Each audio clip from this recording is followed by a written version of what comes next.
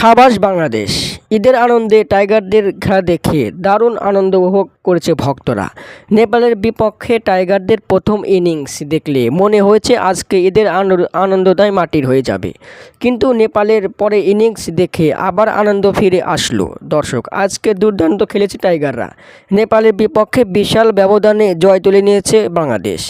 এবার টাইগারদের লক্ষ্য সুপার 8-এ 2টা ম্যাচ জিতে সেমিফাইনাল খেলা। দর্শক, টাইগারদের আজ শেষ ম্যাচে নেপালের বিপক্ষে আগে ব্যাট করতে নেমে শুরুতে তানজিম হাসান সাকিব আউট এবং এরপর আউট হয়ে যান লর্ড শান্ত। বেশ চাপে পড়ে যায় বাংলাদেশ। কিছুক্ষণ পরে আবার লিটন আউট হয়ে যান। এরপর আবার আউট হয়ে যান হৃদয় হাসান। 50 রান তুলতে টাইগারদের 5 উইকেটের পতন। এরপর 70 রানে পরে 7 উইকেট। শেষমেশ টেনে টুনে 106 রানে অল আউট হয়ে যায় 3 বল থাকতেই। কম রানের লক্ষ্য। অনেকেই ভাবছে আজকে 100% হারবে বাংলাদেশ, কিন্তু তানজিম হাসান সাকিব মুস্তাফিজের দুর্দান্ত বোলিংয়ে দাঁড়াতেই পারল না নেপালিয়ান ব্যাটসম্যান।